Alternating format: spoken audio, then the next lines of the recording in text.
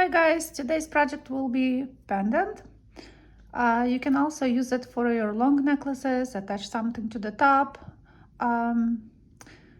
The beauty of this is the stones that I order, they're not drilled.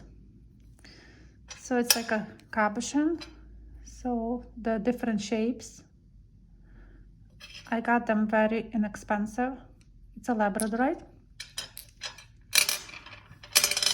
And traditionally, when you want to do something with a not drill stone, you will put bronze setting or something, or sometimes a net around them. Then you need to make a frame.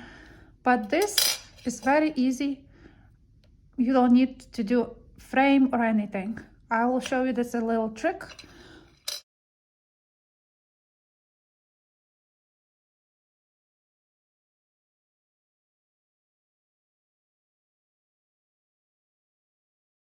So all you need to do to have leftover wires, you can use 18 gauge, 16 gauge, whatever you want it. Just you have to use your torch and heat them, so you will have a easier manipulation of them, right? I want to show you what I mean. For this project, you will need about 4 inches long first wire, and then smaller, so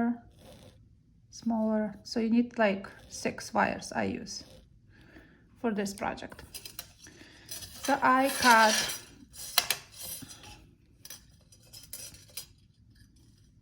then I love when they torched at the end. I like that effect.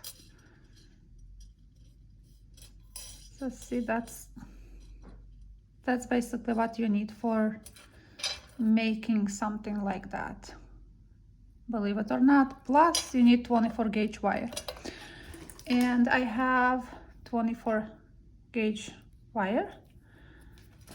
So roughly put in the middle, like a center, find the center, take your first, the longest. Let's see, after I use torch, let's see how they are. 3.5 inches long, the top one. It depends on your stone, but basically I made like today 6 of them, so I measure 4 inches from the top. If you have a box with the scrap wire and you don't know what to do, you can even mix the gauges. You can do like 16, 18, you know, whatever you have left over, as long as they will be long enough, right? So you take the first one, and I did about, just anchor it with 2 wraps, and I add 1 more wire, space it. I never measured, but it's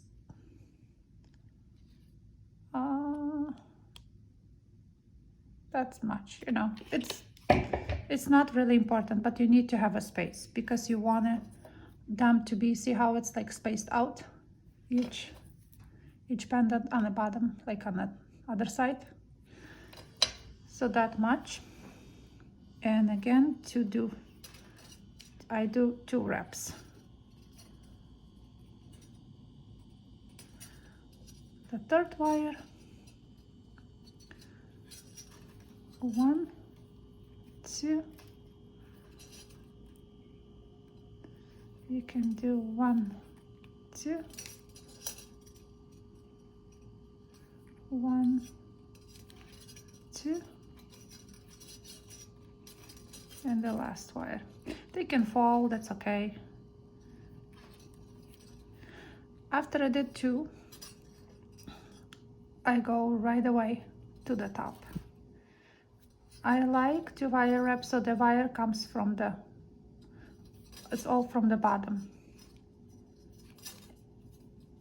and it's basically will be the same. And again, it comes here from the bottom, wrapped 1, 2. Again, comes, and 1, 2. Don't worry that the wire's running or something. You adjust them later. 1, 2, and that's your pattern.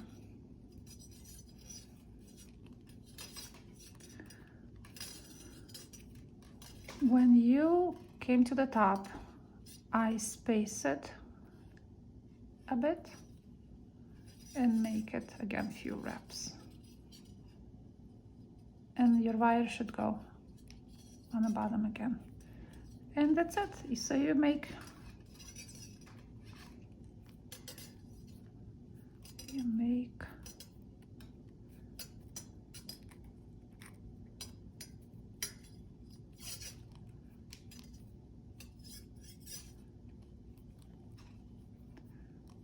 the last one.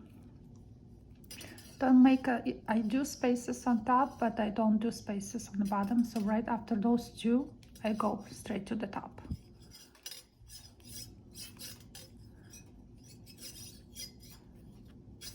The wire is making noise. Okay, let's do other side.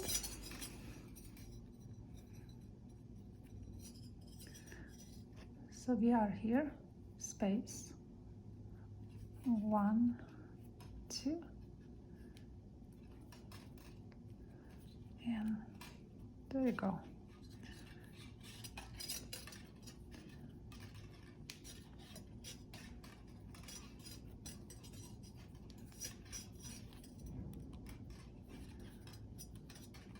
So let me just finish and I will come back. Because it's the same repetitive, you can go up and down. I will right back when I finish that. So now I finished. So you will have a frame like this. So that's what I meant. You doing the longer piece down to the short and just wire wrap. It can be very irregular. You don't need to worry about this. It's a beauty. Each piece will be unique and just one of a kind. Now let's see the stones. I have several stones here, so maybe we can do this one. I didn't cut yet 24 gauge wire from the sides, but if you're scared that your stone will fall out or something, you can secure with these. I don't think there is a need for it. So what we do is with the shoulder, you put your stone right here.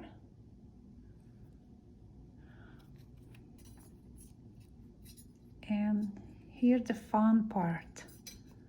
You can start making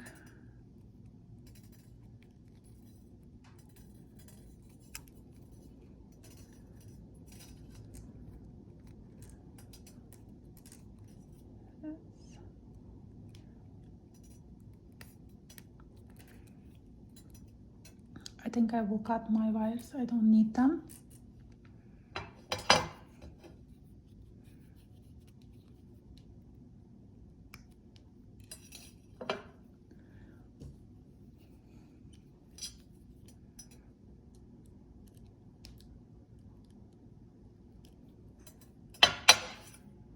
There's the second one.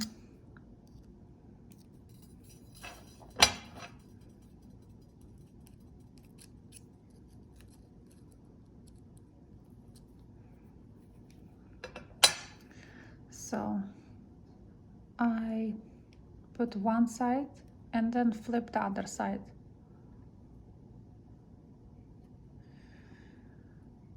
And then what I do is, you have all those little ones, I just bring them to the top. One by one. 2, 3. Sort of like fold them. Just leave the top the top wire, leave, don't touch it yet. And then the same with the other side. 1, 2, 3, you have 4.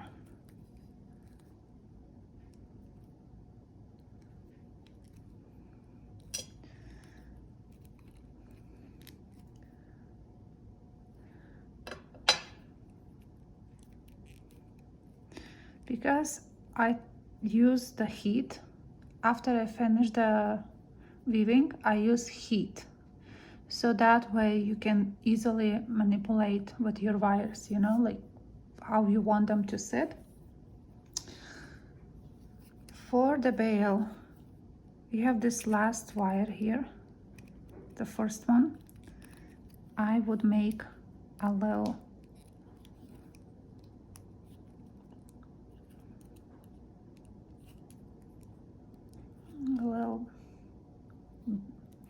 something that we can anchor later, jump ring.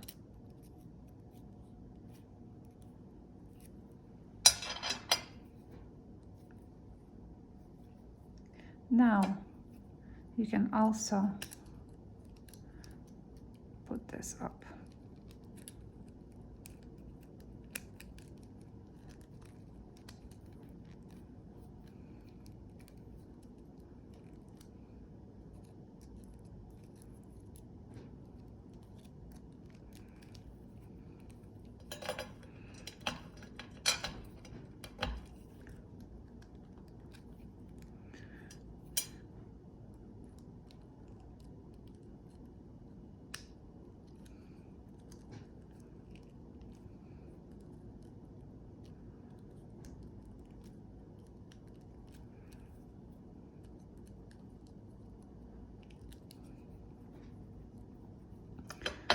It's very black, so you don't see properly, but I want to tell you, if you want to do hammer the little balls here, you can do it before you start making your shape, but this way your stone will not go anywhere.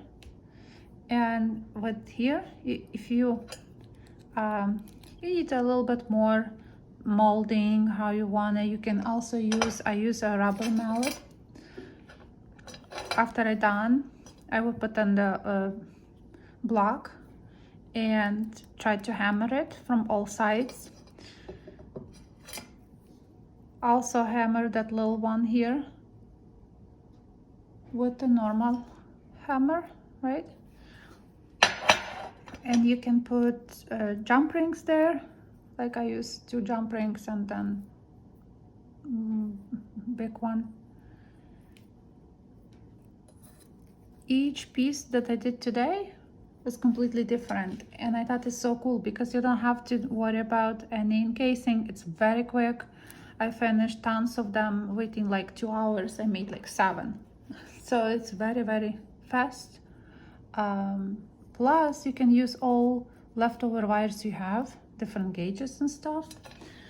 Stones that was like a cracked, that you can see a little crack, you can also use it in here because you can put more wires around, like I did in this piece.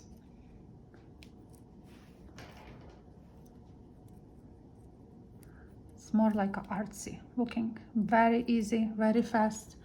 I did one. This one I tried to do, like, see how this part I tried to squish together, and I put the jump rings through that, and then all the torched ends is on the bottom then. But I don't like this. I like better when we open it and the face is here, you can see better stone. So I like this idea. I hope you guys will like it, and very easy. It's very easy to do hammer afterwards. So this stone is really solid here. It won't go anywhere, and you can use it for your projects, like when you do different, like I thought even for this maybe it's too much will be, but could be easily like that together. The one that we did pendant before, I think it's cool too, like you can add it, or just simple on the chain. It's easy and quick. Thanks for watching and see you next Tuesday.